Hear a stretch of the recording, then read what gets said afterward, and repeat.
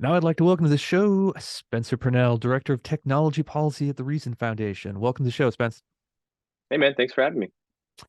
All right, first, give us the 1 minute intro on the Reason Foundation and what your job is. Sure. So Reason Foundation is a libertarian think tank, and we have a focus in the states. So we try to be active in as many states as we can on a range of policy issues, from transportation, education, criminal justice, bunch of topics. As you said, I'm director of technology policy. So in the last few years, excuse me, there's a fly in my office. In the last few years, Reason has gotten into the technology space with everything going on. So now we're getting into issues like data privacy, Section 230, content moderation, writing commentaries, studies, and commenting on some of the major, political movements in the United States that touch on technology topics. So yeah, that's where we are today. All right, that's pretty solid. So, uh, I know you mentioned it focuses on state level stuff, but obviously, when it comes to one of the things we're going to be talking about today, which is data privacy and technology stuff, there's stuff happening at both the federal and state level. So, we've had a lot of debate about this the past few years, obviously, especially large internet companies that maintain big databases of user information. So there's something you wrote actually last December that I was reading that said that 80% of both Republicans and Democrats think Congress should pass some kind of federal data privacy law. If you ask them, should there be some law about data privacy? Like most people say yes. Uh, so if that is true, why don't why don't we have a federal bill? If everyone wants this, why hasn't there been like a congressional vote for it? I think that's a good question. I'd like to say that it's partly because industry and organizations, institutions like our own have raised concerns with how this law is written. Basically, the GDPR, California CCPA style. If that is what you're going to adopt at the federal level, um, we have major concerns with that. And I would like to say optimistically, I think there's enough people in Congress that understand that, and want to at least talk about this a little longer and make sure that these are the right laws. Um, but I know that it's also kind of a political thing right now. You know what I mean? It's kind of a touchy topic, so maybe that has something to do with it as well. But I would like to think that it's because there are serious concerns about what this would do to the economy. Well, yeah, and I feel like you see polling on topics like this a lot where you've people will say, well, look, there's a majority, a super majority of people who say, I'm concerned about X or I want the government to do something about Y.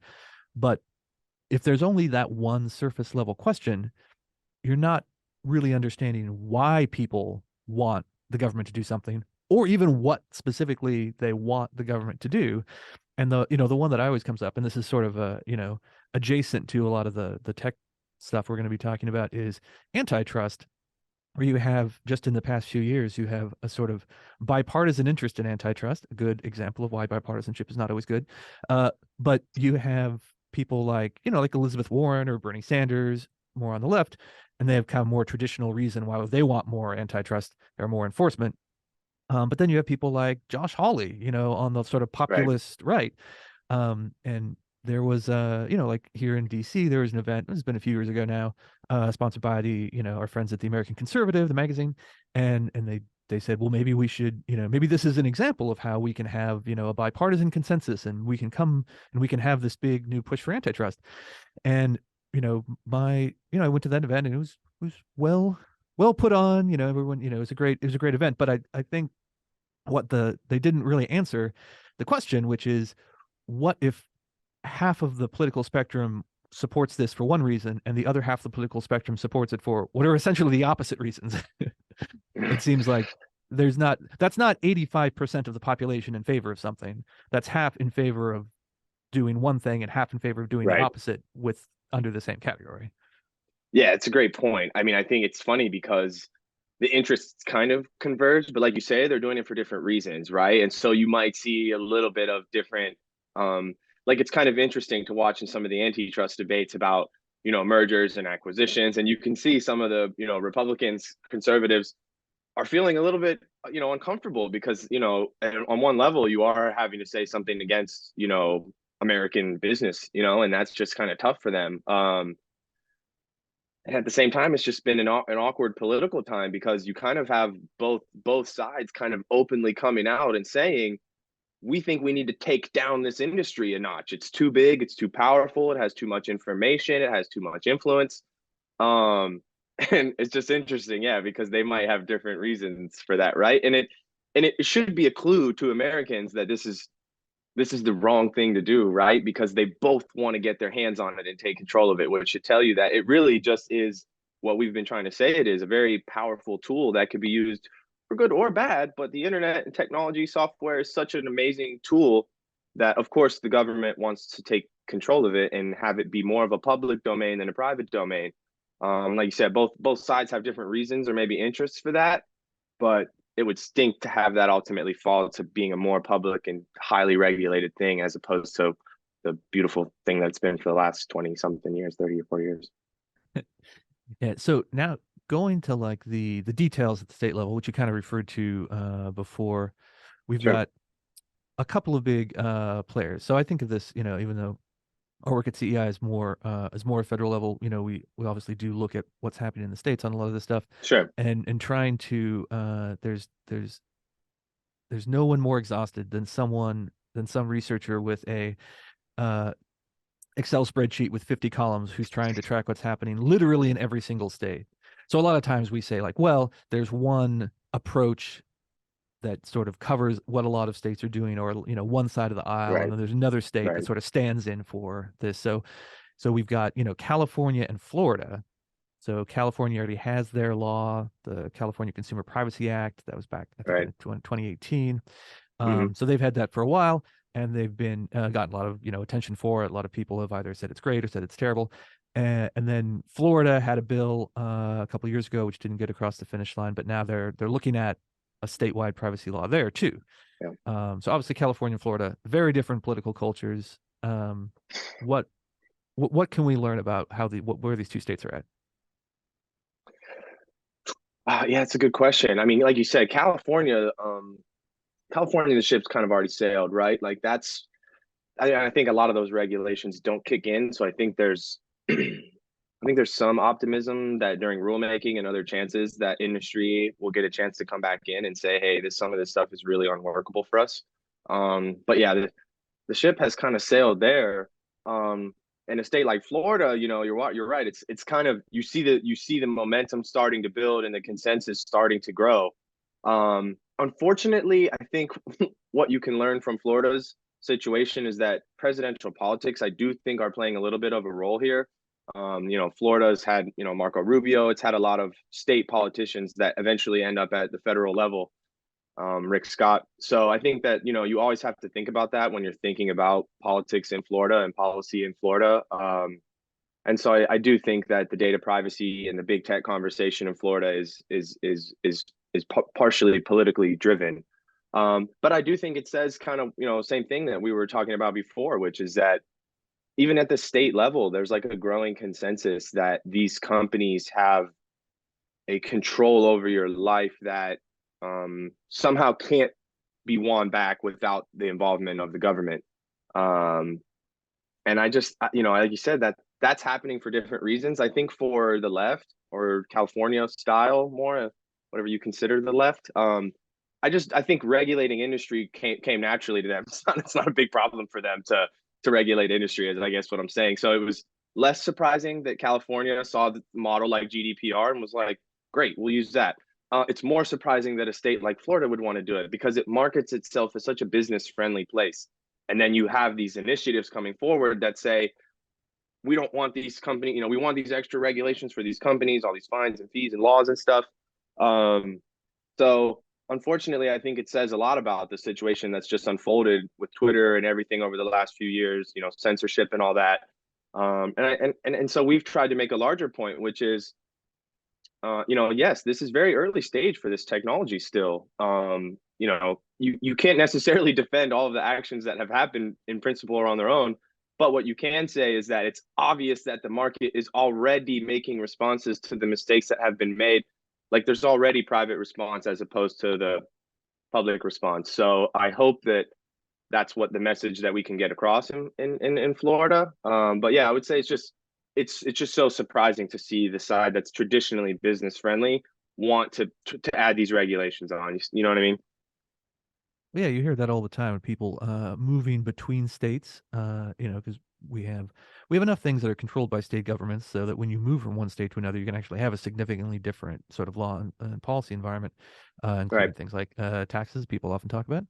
And Yep. so, if you are in Texas or Florida, you hear people all the time say, "Don't California my Texas, don't California my Florida," right? Right, right. And here they are wanting to do it. And it makes you think why, right? And I said, fortunately or unfortunately, I do think that politics are kind of playing a role because I think there's people that like I was saying, there's people that were genuinely upset about what happened, and maybe they have a right to be. I'm not here to speak on that, but I do think that there's political capital trying to take advantage of that sentiment still. And we'll see where that goes. But hopefully that kind of dies out, and the more business friendly party can realize that this is a American business and it can deal with the situation without necessarily having government make new laws about what they should do. Yeah, you mentioned GDPR, the EU's big data privacy Yeah, law. sorry, just throwing acronyms out there. Yeah, the General Data Privacy Regulation. It Yes. was, and my good friend, colleague, and noted internet personality Ryan Radia wrote a great short paper about this several years ago now. A warning which was unheeded by EU policymakers. Um, and so you have this is a big, complicated set of rules. It was expensive to comply with. Uh, but and the question is, looking back, so now we have, when it was first being introduced, Right. the people who were in favor of it made a lot of, promises on its behalf that it would be great for everybody. But uh, now that it, has been, and then, people surfing the web all around the world have seen the result of it because big companies with global networks have complied with it, even if you are not in Europe.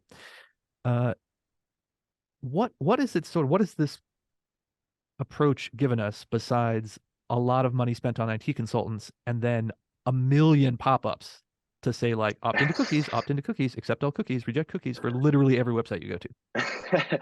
I mean, look, it's it's like you said, we Reason has compiled a lot of good research. We've done a little bit of original research, but we've compiled a lot of research which has shown that, like you were saying, the EU is startup investment is down, general investment is down, internet use is down, advertising business is struggling. So you can see that it's had all those negative impacts. Whether you would consider them positive, I mean, maybe there's less personal data just sitting around somewhere. Maybe there's a little less targeted advertising, which like maybe to some people is good. You wouldn't want targeted advertising. You wouldn't want like personalized ads, but yeah, I would have to say that I don't think it's given very much because it's fundamentally the same relationship, right? The company offers you the contract, you don't accept it. And really that law has just, like you said, bombarded. It just requires them so many times to notify you and notify you and notify you, and it just denies a reality that people are reading these. That every single consumer that goes to every single website is reading a 118-page report that's pretty stock and copied. I just think it doesn't comport with reality well. And if you look at the evidence and the data, you can see that the internet is struggling in Europe more than the rest of the world. So I think you would you would have to see much stronger obvious evidence that it's doing something positive given the negative evidence that we have, and I just don't see it. Like I said, maybe just purely on principle, if you didn't want targeted advertising, maybe less of that is going on, so that's a good thing. But in other terms, I can't see a positive from it. Yeah, I mean, personally, I want the most targeted advertising. I want an advertisement that is written specifically just for me personally. I want That would an be awesome. ad. I want an ad for a hoodie that only comes in one size, that's my size, that also has a panda on it, that is also already on its way to my apartment. In a Personally, drone. I think that's an advantage. But you made a good point, which is about sort of like the premise and the contract, or the implied contract between an internet company and a user, and that there's a relationship there, which we sort of understand. Some people want it to be regulated in slightly different ways. But the one argument here is that consumer opt-in is all the privacy regulation you need, right? Because Yeah. if a company can state, I mean, this is premised on the idea that you have enough information to agree or not Right. agree. But if a company states up front that says this is what we do with data we collect, this is how we use it or don't use it, and if you don't like that, then you don't download the app, you don't use that service, you don't go to that website. Right. Um,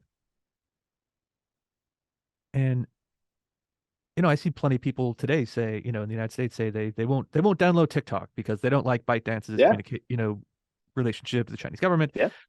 which is great. I mean, personally, I think some of those people just don't have any sick dance moves, and they're trying to cover up that by saying like that's why they don't use TikTok. But for whatever reason, they can make their own decision. Um, like is that enough? Do we not need anything more on top of that? It's like a opt in, opt out, and that's it. Yeah, I mean, I like you said, I mean, libertarian philosophy kind of just says as long as the contract is transparent between the seller and the buyer, as long as there's not an information dissymmetry, meaning, they're saying they do one thing and then do the other, essentially violating a contract, then if both sides consent to it, then there's that's all that there needs to be. There doesn't need to be a regulation. So in some sense, yeah, I mean, and we've even gone as far as to say is that like, okay, a lot of the state privacy bills call them rights. You have the right to know your information, but it's not really a right. We're interpreting that as just a regulation. That's just a compliance, requirement for the company. Look, if a consumer asks you for this, you have to provide it to them. But in some cases, we've said, okay, that's not the worst thing in the world. If a consumer says, I'd like to know what data I have. Okay, maybe that's, not so bad. But you get further into these rights, and it's like they're, a lot of them, all the way to the right to opt out. It's like that's the whole point. Like that's how the business makes all of its money. So, yeah, really, really, all you need is just what we've said is just contract transparency, right? Like as long as I can verify that you're doing what you say you're doing and you are doing that, then that's really all we need. Because if the terms get updated, the consumers have to be able to see it, right? Like there has to be a place where you can see. So we're not saying that there has to be a right to access. Um, but things like that where it's just more about creating the transparency so people know what's going on and less about saying here's what you're going to do with people's data, here's what you're not going to do. As long as it remains in that domain of just like making sure people know what's happening, and as long as they consent to it, then there's no issues. Well, yeah, I guess there's also, I mean, the question here about one question is how much time and energy is the average user going to want to put into this? And so when we have conversations with people who are like full-time privacy advocates, they will Right. often bring up all sorts of very detailed things about all the ways in which a internet company stores your data, exchanges your data, sells your data, um, things that most internet users don't spend much time thinking about. And I would say most internet users just don't care about at all, right? The privacy advocates would say, well, you should care. And here's why we're going to make the case Right. why you should care more. But if it's the sort of revealed preference, right? If just people going through their everyday life, if they demonstrate that they actually don't care, even when there's all sorts Right. of options and click here to read Right. more, if 99.9% of people never click, that seems to me an argument for not imposing many additional layers of expensive regulation on an industry.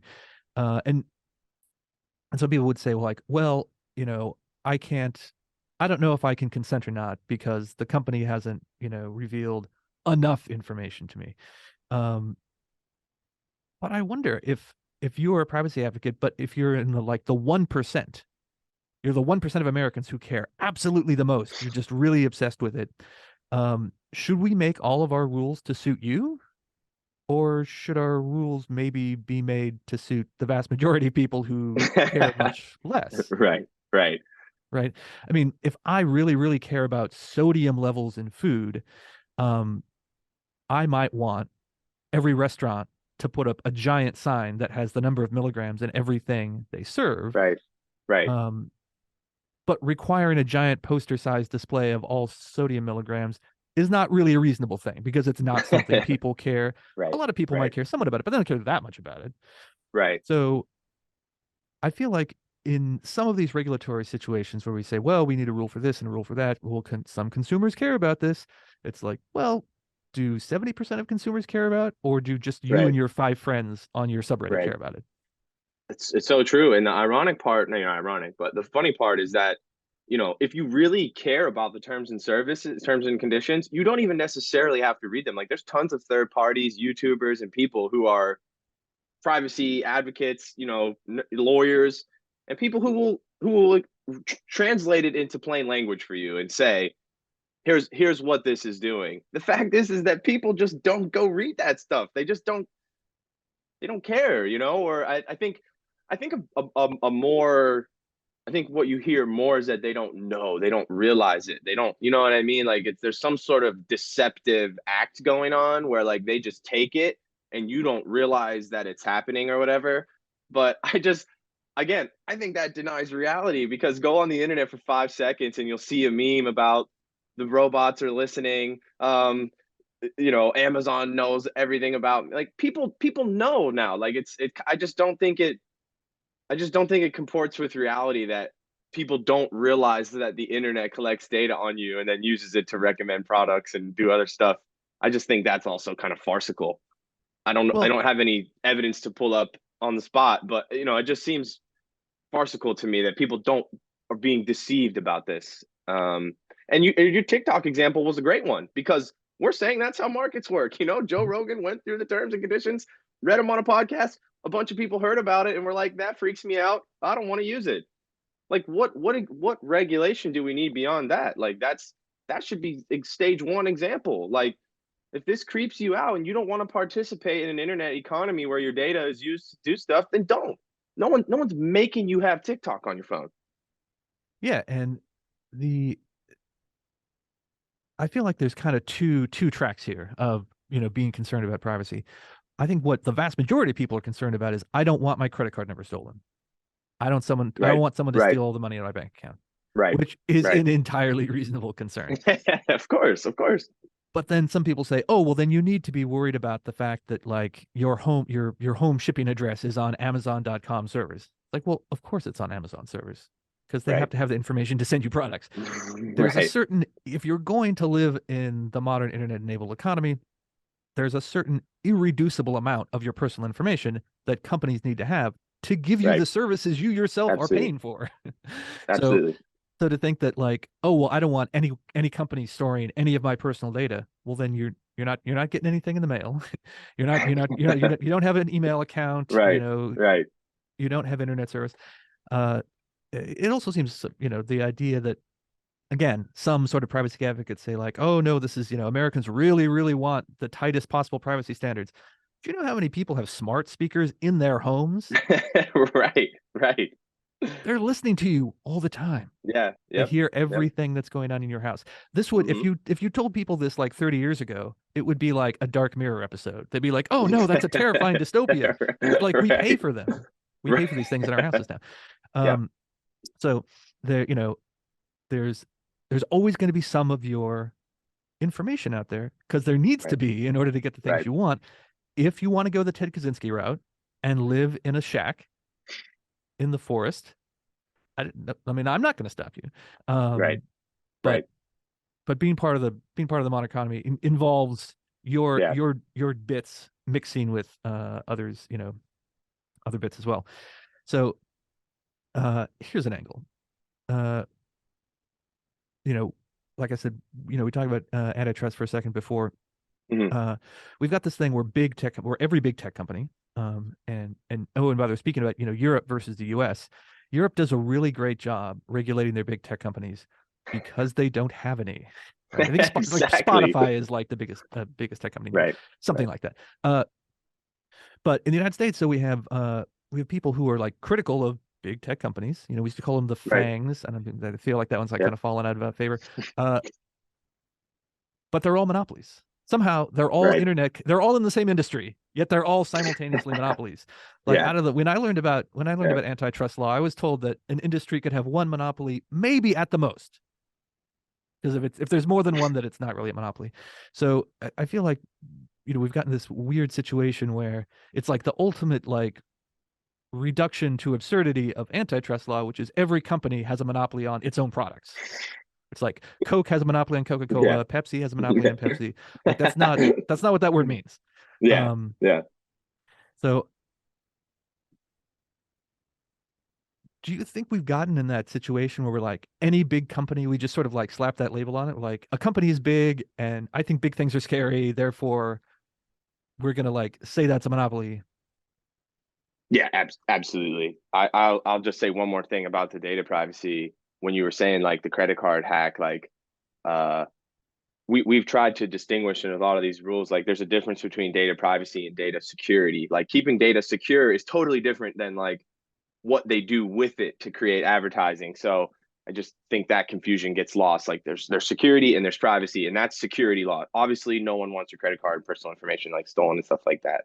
But I think even to transition to the next point, like a lot of that services that they need for that require a network effect. Like it's not really useful as a service unless you have a critical mass of the users, and that's a point we've really tried to make. When this whole well, big is inherently bad, and it's like, what if big is the only way to be successful in that type of industry, like social media, like search engines, like all Amazon?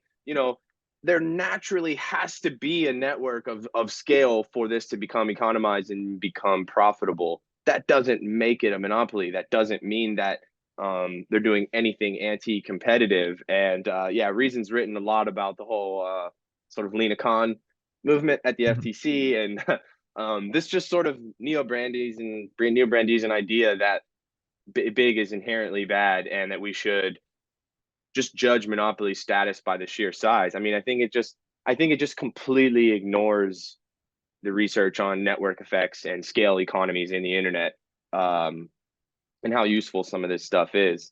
So yeah, I mean, it's like it's such a technologically complex thing to accomplish that whatever company is able to do it probably deserves that for whatever time that they've got it, and it'll work. And I think a great example unfolding before us is the Chat GPT thing. Is that going to take over search engines? A lot of people are using it as opposed to search engines to look for content on the internet. Nobody really knows what's going to happen there. But the problem is that what they're doing is creating sub market definitions, and they're saying, well, search engines are a market and you have a monopoly on that market. But you have to get, in a weird way, you have to get more philosophical than that. Like, well, what is a search engine? It's a way of accessing a database of information on the internet. If you wanted information on the internet, you could go to a search engine, you could go to social media, you could go to YouTube, somewhere different. You could go to Twitter and type it in. There's a couple different ways that you could access databases of information. So, does Twitter's search feature count as a search engine because it searches a database of things and returns a list? Does Twitter have a monopoly on search engines now? Twitter has monopoly So, on Twitter.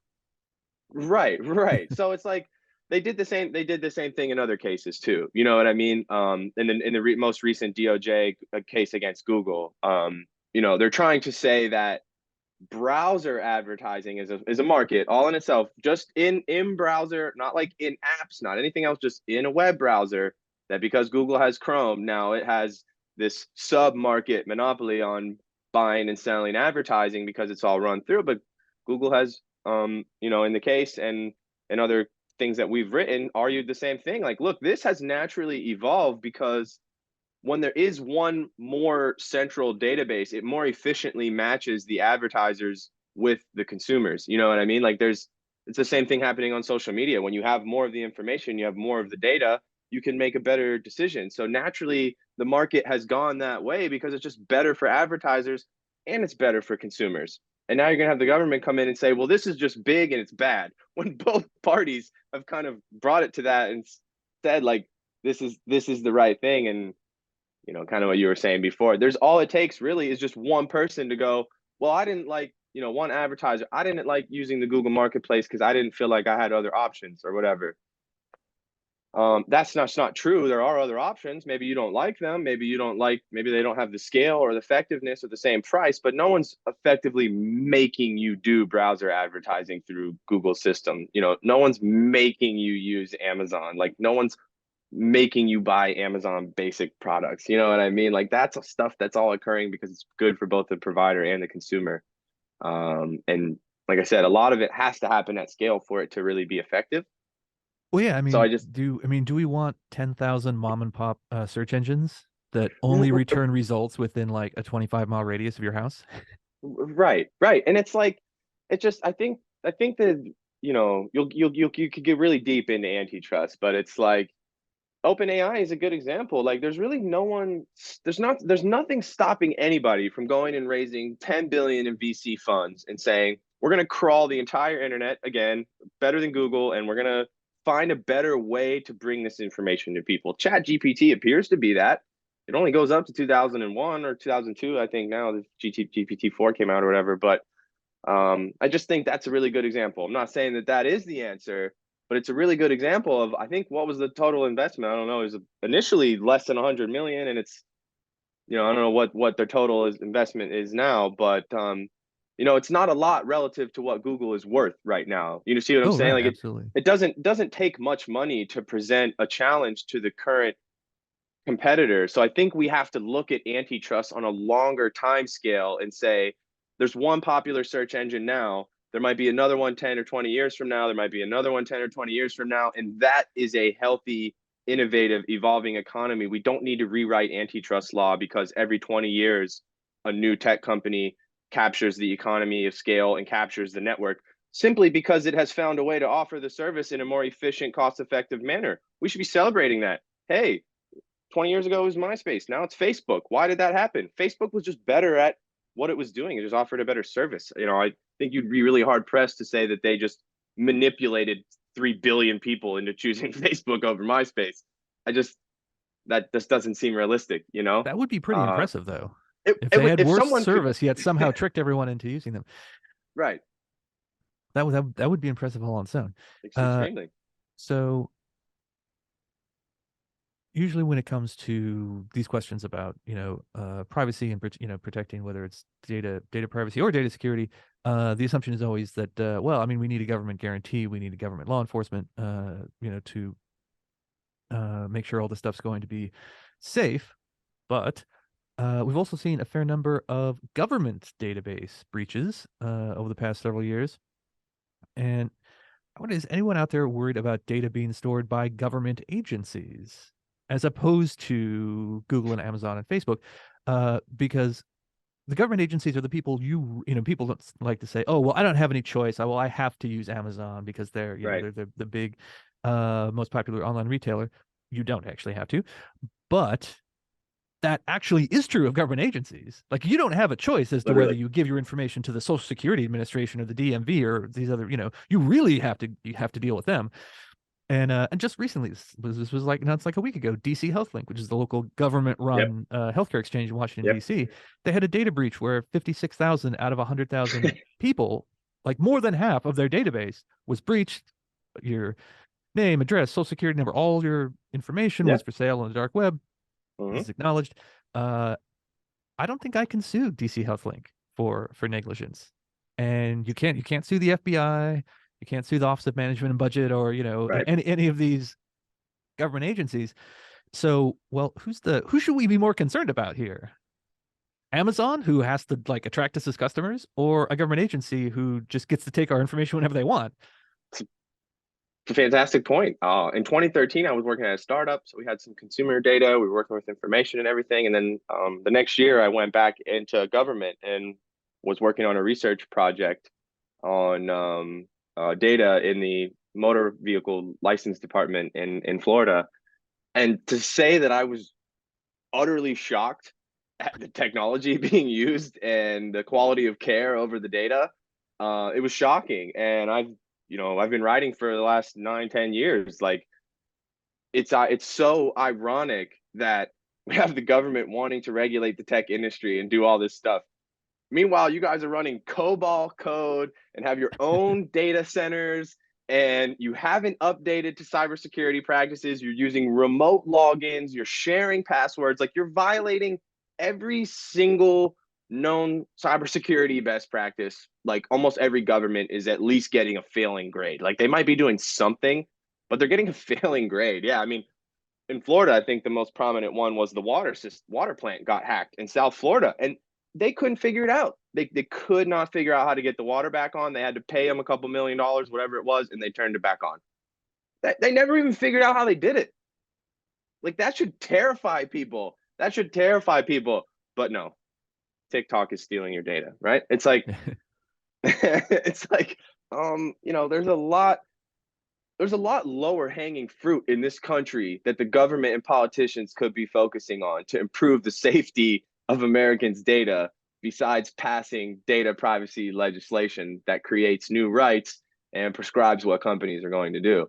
And great point. They could start with their own. They could really start with their own. And there's just yeah, I mean, it's costing Americans money too because that data gets stolen, they get hacked, personal information, government has to pay them back. So it's a really great point and a topic that Reason has covered for a long time, which is, and it's a weird situation actually because in some ways the federal government is ahead of the states on this. Like they've got Open Data Act, and they're not perfect yet, but they've actually passed laws that tell state agencies what they're going to do with data and how they're going to use software and update practices, which should happen. And there's really no state that has tried to fully mimic that yet and say let's really take this seriously. So like I said, of course the federal agencies are still getting hacked because a lot of this stuff isn't really in place yet, and I don't think you'll ever really stop it. But it's just an ironic situation where states have gotten so anxious to regulate the technology industry, but they haven't even taken 10 seconds to look back at their own IT systems and go, wow, we are really behind. We are really behind. Yeah, and I mean, I we use the example of TikTok, and I'm sure there are reasonable concerns there. I'm as much of a skeptic of the Communist Party of China as the next person. Sure. But the point is that the average 16-year-old on TikTok is not running critical infrastructure in the United Exactly. States, right? I Exactly. I would be more worried about the people who are running the water plant in Florida getting hacked Absolutely. than someone knowing like where a 15-year-old recorded a dance video. Right. It's much more relevant to what the state government should be doing. It's like Mhm. you said, I think those are healthy conversations. What is TikTok doing with your data? Read the terms and conditions, and if you're not comfortable with it, don't download it, delete it from your phone, change your privacy settings, whatever you need to do. Um, but like you said, that's a free choice that Americans can make.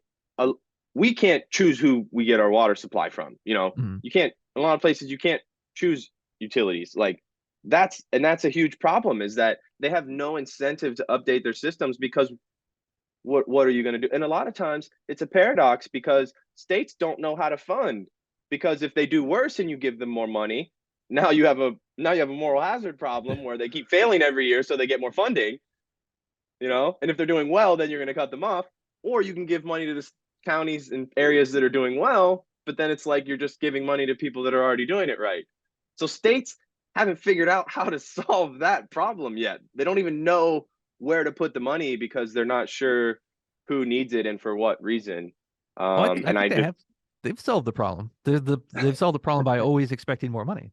Like if they do a good job, they right, should be rewarded, and if they do a bad right, job, it's only because they were underfunded. So there's exactly, a right. 100% self-reinforcing. We need more funding. But there's no real policy solutions. It's always just, hey, we need more funding. It's Yep. never, we need to change the law. Like I was saying, the Open Data Act. Like we need to make a law that says, here's how state agencies are going to handle data. And here's how data is going to be available for other agencies and for consumers and citizens and stuff like that.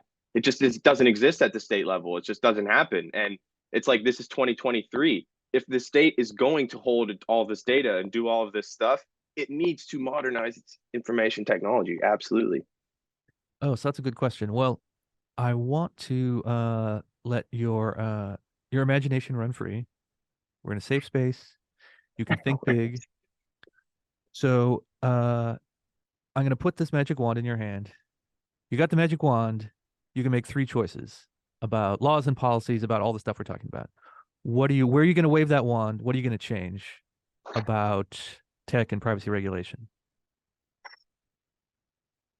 That's a tough one. That's a really, really tough one. I always balk at this question as a libertarian because I always want to use my wand to just delete stuff.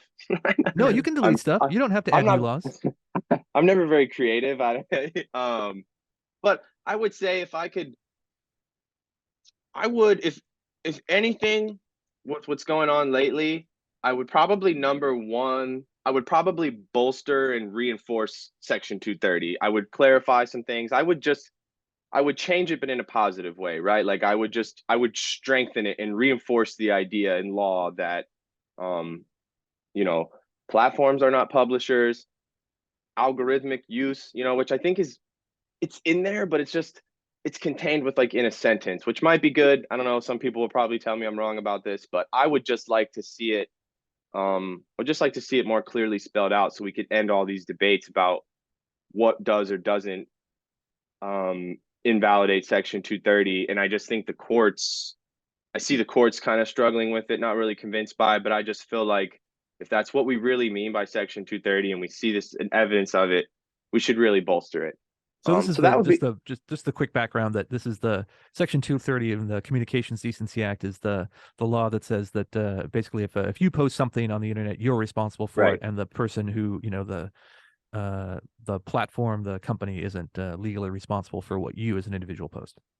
Correct. Right. So yeah, basically what's called platform immunity. If you're the platform, you're immune from suit on what other people say. And the main question right now, I think, in the court is whether the use of algorithms in that process and like whether content recommendation invalidates that immunity. It sounds so far like the courts are interpreting it correctly, but if I had the magic wand, I would just kind of erase some of the ambiguity and just make it abundantly clear somehow. Yeah. So that would probably be number one.